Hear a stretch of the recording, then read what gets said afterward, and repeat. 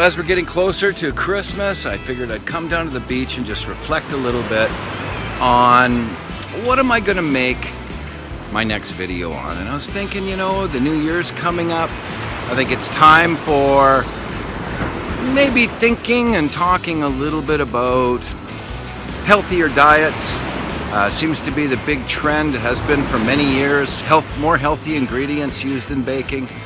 And so I decided to put a little bit of a video together with respect to fats and ingredients that you can use that are a lot more natural and clean label friendly, and something that you'd be proud to feed your family. So without any further waste of time, let's just get at it.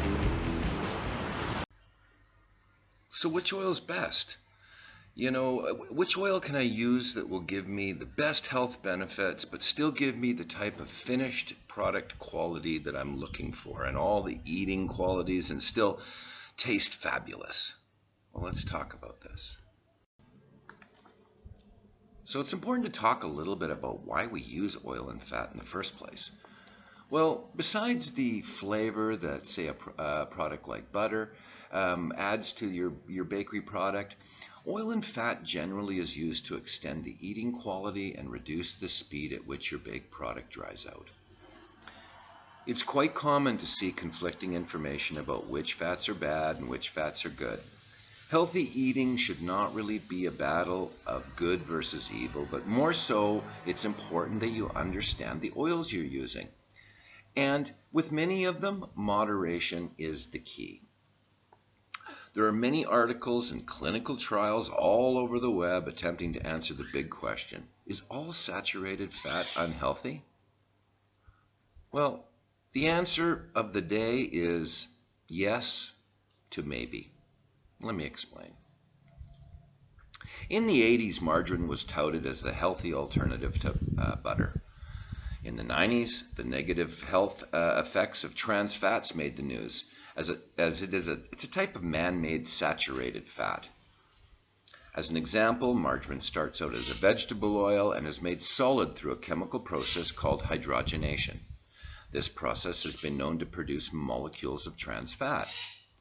It turned out that trans fats had the same negative impact on blood cholesterol levels as regular saturated fat, which is not good.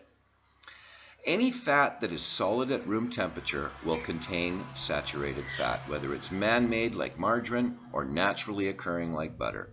Most natural saturated fats come from animal sources, with the exception of coconut oil and palm oil.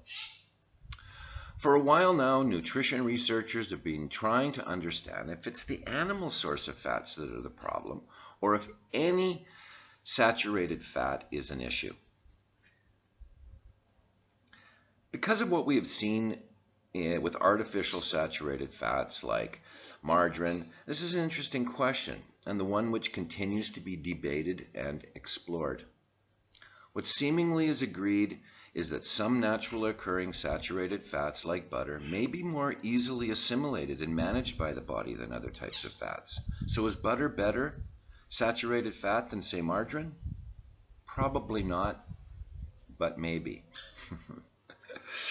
So let's start off by just quickly explaining the 4 types of fats most commonly discussed in health circles.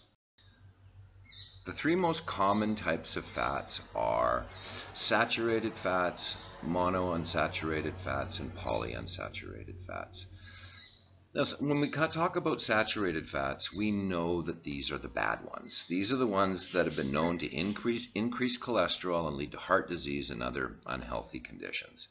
Now, the monounsaturated fats, they're generally liquid at room temperature and associated with a neutral effect on cholesterol. So in other words, it doesn't really increase cholesterol, and it doesn't really decrease it. It's a neutral kind of a fat.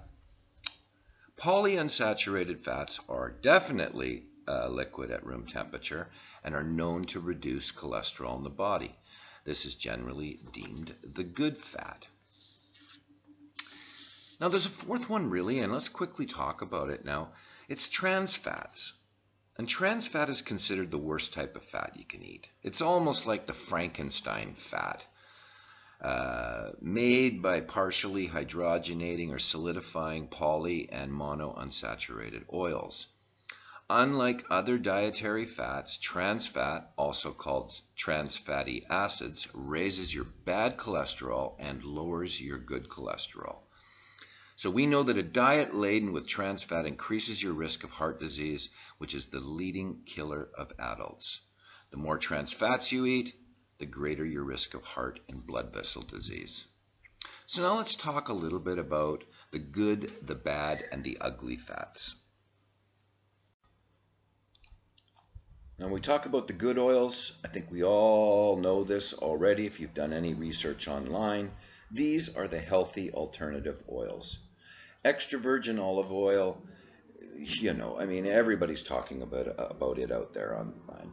Canola oil is interesting because, some bakers actually prefer canola oil, especially the organic one, even over extra virgin olive oil.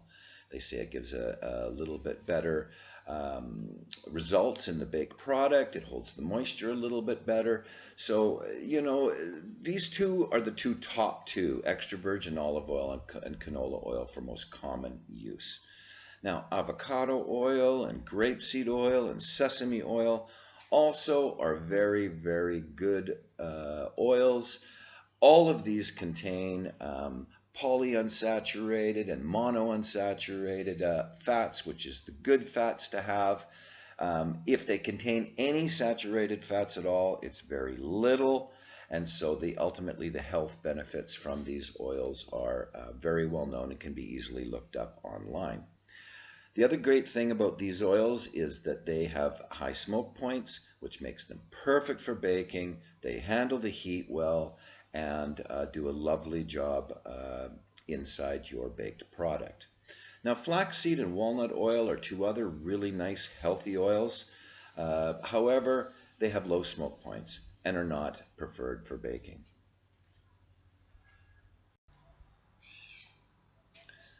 Now, when we get into the bad saturated oils, the first one that I've got on the top there is coconut oil, and that might be surprising for many people. But depending on who you ask, coconut oil should be avoided or used in moderation. The main point of conflict is its high saturated fat content. Unlike other plant-based oils, coconut oil is primarily a saturated fat. As we discussed earlier, not everyone agrees that such concentrated source of saturated fat is a no-go for health, but some experts argue that replacing oils high in saturated fat with healthier options can lower blood cholesterol levels. Still, science is starting to suggest that not all saturated fats are bad for you. Coconut oil is a great plant-based substitute for shortening. It's solid at room temperature, and you can melt it or beat it in the same way you can at butter or shortening. 90% saturated fat is in coconut oil, whereas butter only has 64%. Beef only has 40%, and even lard has 40% saturated fat in it. So you can see that coconut oil is quite a high saturated oil. Now, 850 calories per 100 grams, butter 710 calories. So you can even see that the calorie content is much higher when you're using coconut oil. However, it does impart a beautiful taste. And you have to kind of draw the line about the type of characteristics that you want out of your product. If you really don't want to use butter and you want to use coconut oil as a replacement for, say, a shortening, then it's a nice alternative. Remember, moderation is the key. Now, palm oil, I don't even really want to talk about that one too much. Palm oil's got such kind of a bad rap. Highly saturated oil. Really has been known not to be that good for you. Most people use it still, especially in Asia here, for frying. It's a good oil, but once again, one of those kind of no-go oils for cholesterol. Now butter, still, once again, it's considered a bad fat because of the high amount of saturated fat that it contains. But I mean, come on, it's about moderation. And that's why I have it in the moderation section down below. Butter is still something that you can use in baking. It's lovely in baking, but like with anything, don't eat tons of high butter content baking if you want to control your cholesterol. The same thing with hydrogenated shortenings. Now, hydrogenated shortenings, as I talked about earlier, many of them have been really got a bad rap because of the through the hydrogenation process, these trans fats are created. But progressive companies have already got this sorted out, and now they're producing good quality hydrogenated shortenings that are zero trans fat and half of the saturated fat of butters. So we'll talk about this in a little more. Now let's talk about the ugly. Now these ones here, the jury's just out on it. There's so much conflicting information on whether these oils are good, bad, or indifferent. So let me explain a little bit here. Sunflower oil, as an example, is really awesome because it's very high in vitamin E. As a matter of fact, 1 tablespoon contains 28% of a person's daily recommended intake of vitamin E. It has a good high smoke point. It doesn't have a strong flavor, which means it won't overwhelm the product that you're using it in. However, sunflower oil contains a lot of omega-6 fatty acids, which are thought to be pro-inflammatory, while omega-3s are anti-inflammatory. Consuming too many omega-6s without balancing with omega-3s could lead to an excess inflammation in the body. So the recommendation that's out there right now, moderation is the key. Now, vegetable oil, the term vegetable oil is used to refer to any oil that comes from plant sources. And the healthfulness of vegetable oil depends on the source and what it's used for. Most vegetable oils on the market are a blend of canola, corn, soybean, safflower, palm, and sunflower oils. Depending on the blend of oils used in that particular vegetable oil that you're selecting, they're not necessarily bad for you, but it's best to check your label, and if you're in doubt, go with olive oil or canola oil as a sure, healthy bet. Now, peanut oil and nut oils just in general can be fun to experiment with in the kitchen. But since there's so many types, it's important to really kind of do a little bit of research. Now, peanut oil has one of the highest monounsaturated fat contents, among cooking oils, which is good. It's usually flavorful, has a nutty taste, and the smell, and it cooks well at high heat. It has a good smoke point. However, peanut oil also is high in omega-6s. And Western diets tend to be a little bit too high in these fats already, which may increase the risk of certain diseases. This oil also may be prone to oxidization, making it unsafe choice as a cooking oil. In other words, it goes bad quickly. So, peanut oil, though, is rich in vitamin E, an antioxidant that offers many protective health benefits against chronic disease. This, along with the healthy fat content, means that peanut oil can be a great addition to your diet as long as you consume it in moderation. So before we get into some other alternatives, what is better? Is oil better than butter in baking? Well, the texture of cakes made with oil, as an example, in general is superior to the texture of cakes made with butter. Oil cakes tend to bake up loftier, a little bit more volume, and have more even crumb and stay moist and tender far longer than cakes made with butter. And in the case of some cakes, oil can even improve the flavor. So, some other options that you have, though, is banana purees or these vegetable or fruit purees. Now, here's an example of a few that you can make. Making a puree is quite easy, and these can be used as a replacer for butter or oils in your bread. You can add about 2 to 4 tablespoons of puree to most baking recipes for additional moisture without any substitutions. But if you're completely substituting for fat, use about half to 3/4 of a cup of fruit puree for every cup of fat, and 3/4 to 1 cup vegetable puree for each cup of fat, oil or butter. You can swap out all the fat. Check your baked goods at about 10 minutes earlier since they can cook faster without fats. You may also want to reduce your baking temperature by about 25 degrees Fahrenheit through the baking process. Now, pre-ferments like poolish, biga, sponges, whatever you want to call them, these also have been long known to as not really a fat replacement. It's just that generally there's no fat put into these types of breads, generally. And however, they're not known for really lasting, really extended periods of time. The acids and everything that build up inside these pre-ferments provide better eating quality and a little bit softer and chewier of a crumb for longer periods of time. And so when you're using a pre-ferment, you can get away without using any fat at all. Now there's some cheaters that you can think about too.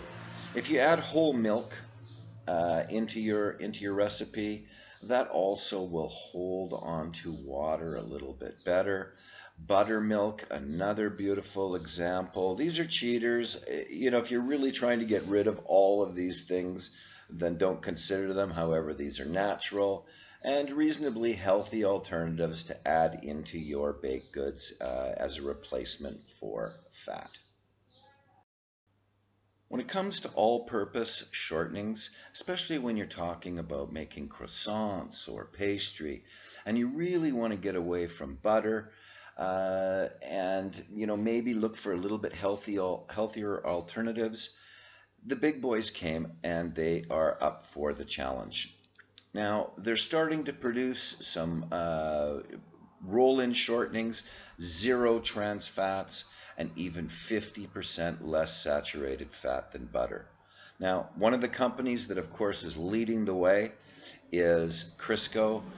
If you go and search out there, they have a really good clean label. Yes, they still do contain some saturated fat, but it is much better and much less, and the most important thing is that the 0 trans fats component.